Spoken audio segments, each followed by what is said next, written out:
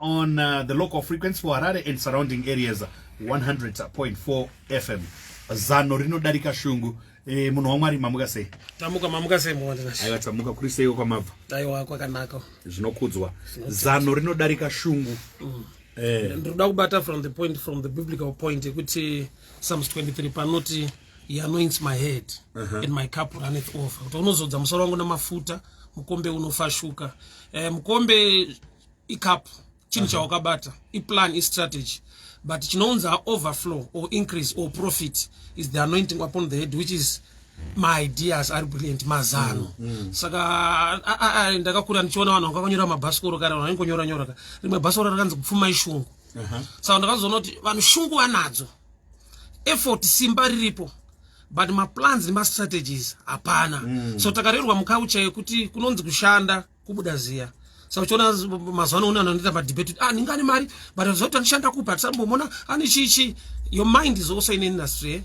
My ideas ako imari, my ideas ako, my strategies zvekuti uchaona kuti working smart ne working hard zvinoita difference pakuti working hard easier unakashoma kaonawana but the working head now zvafana kudai so munhu anogadzira bhara anoita mari kudarika munhu anoshandisa bhara. Boza agadzira bhara alisa pa market aritengesa achanoshandisa bhara kuti pusha nekudidi awane zvakawanda darika akagadzira bhara, which means the mind now my plan. Saka mushoko ramwari rinonzi anoints my head, anozodza musoro mukombe unofashuka. Sa increase haisi kuruoko kubata strategy plan iripo ndo shungu dzako, but the real thing ndekuva a mind that works, a smart mind yekuronga zvinhu nekuita zvinhu. Saka culture yedu isitine pfungwa ingoti no panongoda shungu ukangoita shungu chete zvinhu zvoita. Saka pashungu kazhinji pane maera ekungoti hauna planning, hauna ma strategies ekuronga nekuita chinhu, uda ngoti chinhu chibude. Saka uri munhu ane chivinda akangosimba but haana the mind or the ideas. Saka muchiona kuti ndo challenge yekuti Africa inenge nema resources but Africans mazhinji are poor.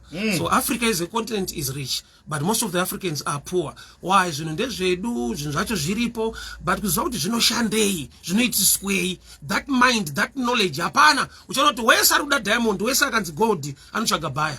Hakuna akambogara pasi kuti zvinomboshandei uko zvinhu izvi. Zvinongomainwa zvoendeswa kwazviri kuenda zvinongochengetwa here kandi pane zvazvinoshanda. So uchaona kuti the mind now, the mind, my plans, my strategies hapana but shungu dzekuti chinhu tochishanda, chinhu tochiburitsa, chinhu chinoita zviripo. Uchaona kuti even kubasa kwake munhu wese vazhinji vari kungozoripita zvakaita last Saturday, zvakaita last week, zvakaita nezuro kubasa.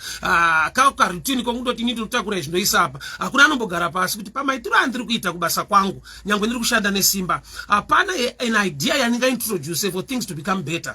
Banenya kuti munhu anongoziva kuti tichangoti mari yacho haichinje ndo yanondotambira saka kungoenda or repeat the same thing over a time. But uchaona kuti ukaisa my ideas, my strategies, pane zvimwe zvinhu zvinogona kuita zvakanaka. Besides ndakamirira salary iyoyo. Unaona ma DJ akawanda, vaimbi vakawanda but maitirwa anoitwa nemunhu zvino anogona kuva a law of attraction. Ndakambopfura kunotengeswa mabhero kweke. Oza vanoshedzera mabhero akomana vanotaura nyaya dzekuti unomira unombonakirwa nezvaari kuita. Wapedzera ungosumudzawo shetu wakusumudza. Kuna kuti vakaisa a strategy, vakaisa a plan over chinhu chavari kutengesa. Vanhu vese vari kutengesa zvinhu zvakafanana but mapresentero ari kuita nyaya dzacho nekuchishitsa kwakuchita kuvanhu. That's a plan now. So plan pachayo katorika mari kapa site. Plan pachayo katorika law of attraction. Saka effort nyangwe iripo munhu ngave ne a plan, a strategy yekuti zvinhu zvinofamba sei. Saka kana shokorati samuchaona kuti munhu anogona kuva ne artificial hand, munhu anogona kuva ne artificial leg but munhu agone kuva ne artificial head. Why? The head is the engine, is the room yekuti zvinhu zviite. Saka ukashaiwa maoko nemakumbo unogona kutoshanda ukaita mari but ukashaiwa musoro haushandi, which is musoro ndo the center of everything. Saka you need plan, grace, nyasha dzekuti mwari vazodze musoro wako upiwe my ideas anoita chinhu chimove forward. My ideas anoita zvinhu zvive nekumwe kukura nekumwe kunaka kwacho kunova a law of attraction kuti zvinhu zviite. Saka kazhinji kacho vanhu tine shungu ndinomboona bhora oza pane timu yekuti bhora rinoiswa kumashure vari kutanga kubuilda vachipasirana. Pfungwa yangu ndeyekuti amana time iri kupera bhora kumberi buritsai muhondo. Ndamuzashedzera kumanike buritsa bhora muhondo aringorohwa kumberi. Why? Mukaburitsa muhondo rinodzoka futi muhondo. Why? Rino build munoita extra, you lose it easy kana mari rovera kumberi than kuti muno build amuchienda naro muchipasirana. Saka isusu matei mfunga kuti ari kutamba bhora reshurungu carpet soccer asirizo man bhora kumuhondo kana bhora kumberi azvishande. Why? Rinotopiwa keeper papa defender udzorerwa opa vari kucreate space yekuti zvive effective. Ma results ari paplan than ungorovera kumberi kuti kubuditsa muhondo. Saka toda kuti life inenge ine principle iyoyo. Tine vanhu vekuti ndine mwana anchiti maybe it's a dangerous thing kuitaura kuvanhu, but it's good to say it. Osapa maplans eupenyu tinakaudzana kuti try again, if it don't succeed try again. But pamwe pacho sometimes to quit is also a strategy. Kumboregedza zvimwe zvinhu. Why? Because pane pekuti munhu unozoona kuti chinhu chukachiregedza oita replan oita restrategize unozobuda in a better way than kuti urikuwanza effort neshungu, because haudi kunzi simbe nevanhu uri kungovarida kuti zvinobuda chete ndinoita neshungu. Sometimes to quit it or strategy very fruitful. Ndakazviona kuti even ukaenda kuma counselors ema marriages they are there to build. Vana strategy kana plan yekuudzana kuti chinhu ichi chiregedzei. But uchaona kuti kune makezi evanhu vakafa nekuda kwokuti akasvika kuti ndichanzi single mother achiabhiswa achirohwa achikuwadzwa. Saka chaiudzwa ndechokunzi imba inoshingirirwa, imba ino hatina kudzwa kunzi imba inonakidza, imba yakanaka, imba takatrainwa mukushinga pachinhu chako. The joy part of it haipo. Zvototi kana joy ikashayika but kakushinga kana karipo iripo. Saka tine vanhu vafa muma relationship kufa chaiko kuenda kumakuva.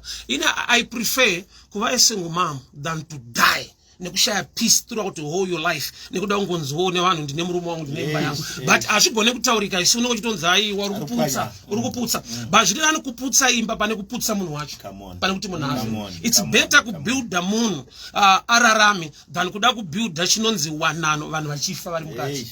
Saka uchiona munhu anoti aiwa kune kutanzi but for the sake of kids garai for the sake of kids. Marriage ikashare love ikanzi iri kugarirwa issue yevana, vana vachasvika pakuona kuti vana havadanani, you killed vana. Because vakasiyana nemupakufunga nepakuziva. Vanotoona kuti timu redu haridanani havawirirani vana. But ivo vari kuti tiri kugarira vana. Mukugarira vana you damage them more than kuti marizaina mabva pachiri. For a while vanorwadziwa but they will adjust kuti vanhu ava separate vachawirana than kuti munoseparate murimo muchiti kuprotecta makids amuri kudamage emotionally mentally nekuona type of a home isingaite zvachose. Samutona tine vamwe vana vanozokura vaine musikanzwa vane chi vakararama nevabereki vaigarira vana marriage munhu achifa. Amen. Saka inyaya yekuti society yedu inojaja now kuti akasiwa Ijipita nokuti Herodhi aroda kuuraya mwana vari kunzitiza naye ndiJesu. Jesu akauya kuzofa but haana kuuya kuzourayiwa, akauya kuzopa upenyu hwake. So Herodhi paari kumuponda semwana plan yaMwari haina kushanda but kwese kupa. Saka uchaona there are times yekuti tinenge tikoti boza shoko rakati munhu achadya cheziya. You know that statement yakataurwa paitukwa munhu. That was not the original plan yaMwari. Munhu atadzira Mwari ndopanzi kwawakuenda kuchamera minzwa uchadya cheziya, which means ari mugarden nyangu aibuda ziya aidya out of grace. Because Mwari vanga vake chakatanga garden not the man. Chakatanga ma fruits not hunger. So kuti Mwari vanga vaisa a strategy. We airarama as a gardener munhu ari kuisa a plan mu garden. Kwete ari kunza ma plans but ari kuisa a plan yekuti kuraramike mushe. Saka Mwari pachavo vanokoshesa mind, vanokoshesa brain, vanoanointa the mind, the knowledge yemunhu. Saka dzimwe nguva takangoti waisa simba waisa washingirira but you need a strategy. You need a plan. You need the grace of God. The mind yako to be anointed. So munhu anoenda kubasa or ripeta zvaingoita nezuro. We expect kuti pane zvichaitika, pane zvichachinja. No. Chinhu chinochinjwa charoda kuti chichinje chinochinjwa from the basis here thinking ne mindset yako nekuronga kwako. Saka zhinji kurerwa kwedu ndikoko kongoti aiwa ukangoshinga chete. So abashumba tadzidza kunzi ramai makashinga especially you need to do a plan. Vanonzi ndogarira vana vangu ndirimo pa vana vangu handina kwatinoenda kana muchipisa mukitchen buda. Yes. Osa zvinoita sekunge zviri dangerous because unochinzi aiwa mani kana wabuda kuzviti ndopese papa. There are times yekuti uchazviona wabva pawaifunzwa kuti pari right ka wazoenda pamwe panodarika ipapo uzoona so right wandaiona ndiri mukati mechino ndandakavharwa kwaiva nezvimwe zviri right kunze but that fear iri mumunhu fear of the unknown kuti kana ndabva ipapa ndozoita sei, kana rasiya ichi ndozoita sei. Yeti pauri papa apadariko kwa uchaenda but inyaya yekungoti une vanhu vanokuudzawo kuti bamnini dzikamai munoswera makumusha zvinoita sekunge kumusha hakuna plan hakurongeka kuitike zvinhu imindset yatakapiwa kunzi unonge watodzikira pasi hauna chauchaita indobva kudombosha wako vanhu vari kuita maprojects takuisa mabhoho pamisha vanhu vari kurima rudi yato farming atoo maplots asisi mareserva strategy yemasola nemabhoho takutoita zvekutoti you make money uri ikoko than kuya kunoko roja 2 rooms maria washanda wopa landlord wotenga sugar zvatopera but unzwa munhu achiti uchaenda kumusha yeti kumusha wacho kuri kuitika mari darika munhu ari kuno Cape Town but imindset yatakapiwa manje kunzi ukaenda kwatoparara zvinhu zvako hazvibude saka ramba wakashingirira uri ipapo ndati izvoziya harisiro rinotenga chinotenga imari yawawana pawabuda ziya saka nyaya yekungoti ndiri kubuda ziya ndiri kushanda nesimba ndiri kuisa effort imbolena to balance the effort neresult cheka kuti pa effort yandiri kuisa nesimba rese randiri kuisa what's the result saka zhinji kungoti aiwa kufuma ishungu kangoita shungu unadzo but what's the plan what's the strategy shungu dzemoyo shungu unadzo unotoda kuti nchibude but plan yako yakamira sei mazano awinawo strategy awinayo pachinhu chako unayo ndapi unzaiwa baba life inongoda kuti ukava nemoyo wakatsungirira so wakasimba ukangoita chinhu chako chinobva chabuda life yaenda the other side rekuti chiri kunyanya bhadhara ismartness of the mind more than the muscle saka chiona ndimba rere rakachengetera munhu kasina kana tupawa so waikane mastrategy nemazano nemaplans ezvinhu avatsaona kuti chindichengeta manje wongopiwawo shoma yekuchengeta munhu asina kuti simbei but ane maplans nemastrategies ezvinhu ukaenda kumusha kana vanhu vachirima nemombe zvegejo zvezvi kampani kegrade 3 ndokari kutungamirira mombe bull donza rine power but sei kwaiswa mufana asina power kumberi ane mind ane knowledge auza kuti tinotsika apa tiri kuenda apa tiri saka iri donza rinonzi imi mitsano nditevere itai simba renyu but yaine kunoko kuti achiri kudriver the power remombe is this young boy ari kumberi uyu saka life ndo zvairi chinofanirwa kuenda kumberi kwepower iplan iknowledge istrategy saka napasina knowledge pasina strategy pasina plan unenge munhu aenda kuchechi atsanya akachema kuti zvangu zvinofanirwa kubuda aburuka mugomemo motarisira kuti pane zvichaitika pane zvaunotofanirwa kuita you must anoint your head zodzo ngaruye pamusoro wako zodzo rikauya pamusoro mukombe zvaunobata maplans ako anoflorisha saka nhamo yataita ndeyekuva vanhu vane effort vane shungu vane power but vasina the strategy the plan yekuti chinhu chacho chinobuda sei saka tinongoramba takamira kushungu nekupawa kuti aiwa chinenge chachivindi manje haisiplanika kuti zvinobuda chete bhozi ndiri kuisa simba rangu zvinobuda chete bhozi ndiri kuisa simba rangu simba waisa what's the mind iri kurana nekucontrola chino hapana so we need the grace of God to anoint our head especially as Africa because zvimwe zvinhu zvacho tinazvo simba racho tinaro but tinongoraniwa tinocontrola nevanhu vasina kana power vasina kana zvinhu zvacho inyaya yekuti ivo vakabhesa pamind paknowledge yekuti God rinoshandei diamond rinoshandei maresources anoita sei saka munhu ari kunzi investor haasi kuuya nezvinhu ari kuuya nebrain pamusoro pezvinhu zvedu because ari kungoya nestrategy aplan yekuti kana apa pane ngoda toda kuibvisa tiisa apa tidai izvo ndisi tine zvinhu zvacho but strategy neplan hatina saka ane plan nestrategy yezvinhu zvedu munhu ari out I love scripture book la Genesis 18 mukadzi anonzi Hagai naishmaeri anonzi vari mudesert so vaichema nenyota mwari ndokubva vavhura meso amukomana Ishmaeri Haga mai vacho ndokubva vaona tsime remvura kwakutora mwana shoko ndokubva rati chipa mwana mvura akanzwiwa kuchema mwana Bible rinoti I've heard the crying of the child mwari ndokubva vavhura meso amai anzwiwa kuchema mwana ari kuvhurwa meso kuona tsime ndaamai sei mwari vaakudhila nekuita sekunge vari kubatsira asina kunzwa kuchema uyu chaagona semwana kuchema mwari wakanzwa tsitsi but tsitsi dzamwari dziri kuda kuprovhaidha tsime mwana patsime anowira mutsime saka paakunzwikwa munhu paakuadhireswa munhu asina kunzwiwa but anogona kuhendla kushanda netsime ndiye anogona kuchera mvura mutsime achipa mwana mwari vanzwa kuchema kwemwana but anovhurwa meso ndaamai vemwana so same as Africa ikachema mwari vanonzwa but uchaona 3/4 yekuchema kwedu ndeyekuda kupinda basa kwete kuita basa munamato kuAfrica haunetsengirozi kuzotobva kuAfrica votoda kutopinda ubasa toda kutopinda pazviri kuitwa hatisina kuita chinhu hatiite chinhu isusu pane vanofanirwa kuuya voita ichitopinda ndo era yedu yekutoti tinochema mwari wobva anzwa tiri ana Ishmaeri but Hagai ndo ari kuuya manje tuchemera basa yes kuti kuripinda kwete kuriita pana anofanira kutoriita ndopinda saka Ishmaeri mwari vakamunzwa kuchema but vakavhura meso yaHagai amai wai ndo vanogona kudhila netsime because uchaona imwe weakness yatinayo ndeyekutoti unopenga nepay ko ukanzi profit unoita wakadzifone pay ko ukanzi maini yacho ndeyako maiwekani saka uchaona kuti zvakanaka kuti Ishmael kana achema Mwari wakakunzwa vanongotsvaga anokutambirisa kwete anokupa zvinhu zvacho. Why? Because plan kana isipo unogona kuwana zvinhu neeffort but chino maintain iplan. Chivindi chinoita kuti upinde kungoda kwabva ubuda naro but kuramba uine mari akudi chivindi unoda plan ne strategy. Kubata mari kunogona kushanda power asi kuramba uine mari is the power of the mind. So kero kuti unogona kutodza kuti ndakabata mari yakati ndakabata mari ashita meja yakaenda kupi mari iyoyi utarise munhu wacho kana kusimba ana yakadyiwa nepapi mari iyoyi ndichazoona kuti kuva nayo chivindi kuramba uinayo iplan. Saka plan iri greater than effort. Ndo shungu dzatinofanira kuva nadzo ndo zvatofanira kuchemera kuti pashungu dzedu dzese dai Mwari atipa nyasha pamind tava nema strategies nema plans ati tinchibudire tinchiende mberi. I'm sure Zimbabwe iri kundinzwa naye. Yeah. So mfundisi plan inodzidzirwa here inokumbirwa here kuti uve neplan muupenyu. Where do you acquire plan? Bible rangu rinoti kana pana asina uchenjeri must ask of the Lord. Unokumbira kuna Mwari number 1. Number 2, you learn from others. Kudzidza kubva kune vamwe. Because kune zvimwe Mwari zvaakapa vanhu as a gift pakuronga nepakungwara kuna vanhu vanonzi genius. Chiri inbuilt mari. Unoshama kuti tiri zera rimwe tinoswera chitamba tese but Mexico yaparungokwatura. Kune vanhu vangori naturally intelligent. So pamwe pacho you learn from others, pamwe pacho you pray for God to grant you the grace kuti uve nema plans nemazano ekugona nekuita chinhu. Uye mind yemunhu yakadesignwa kuti way yekuti inofana kuva inodzidzisika.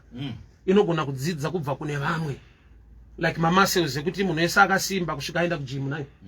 Saka pamupambo kuti effort room yekuti uimprove iripo but zvinotora effort yakuti ndoendere kugym andoregera. Saka mind kuti uve nema plans, you learn from others, you also pray to God.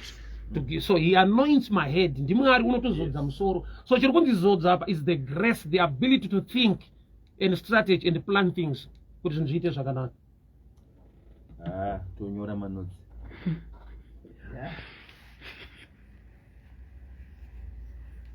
So that's my prayer.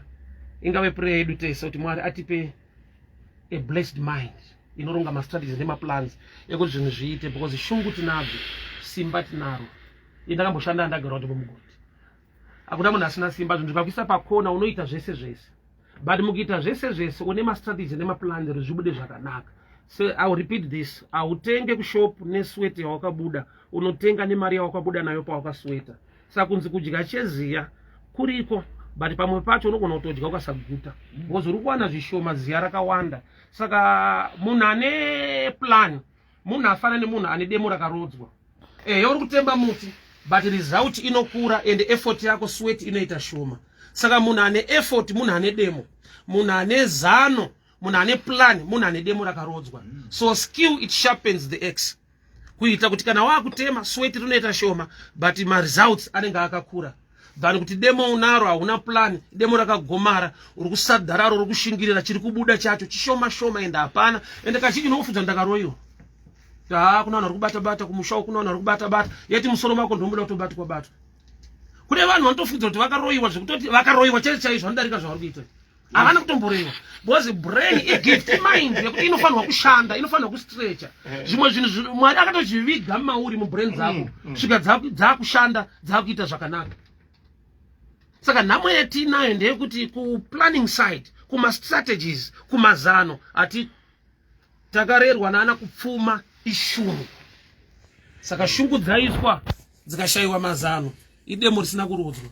Tinokuvara neshungu idzodzo, then effort iyoyo uchiibalansisa neresult atiko zvinhu asi kufamba. So that's my prayer. Ngative nenyasha dzekuti tive ne-mindset inoshanda. Babasa raunoshanda unomboita one idea one day ngoti chicha ndingaimprove, chicha ndingaite, chichi ngarongwe. Bali unoona munhu anosvika pangopeta maoko kuti baba kubasa tinongodai pa B toenda pa C toenda pa D ndo chaisa nguva yangu yakwana. And you expect routine. Routine yokutoti ndizvozvo because une mindset yekuti andipe yacho haichinji. Saka ndinofire yet une chimwe chinhu chaunogona kuimprove nekuita hachisi kusalary kwako but chiri kukumaketa to a better place. Unobva pauri uchienda kune a better place nekuda kwekuti pane zvimwe zvawaita despite kuti salary yako ishoma waisa chinhu unogona kusumudza station inoika to a level yekuti vanoshama kuti pano pakamboshandwa but murume uyu unoshanda. And auziva kuti zvinokusvitsa kupi unoguma uri kupi but ukati salary haichinje ndizvozvo vanongoridza music indotaura nyaya itochaisa toenda wanyima plan wangoisa effort. Sa effort inokuramba uri pa same place but plan inokuuplifta to a better place. Motina matina mvangeri pabu. We all pray for that to be better people. I think you pray for us there. Chingafari. Aiwa ndizo zvichaizvo. I've seen it.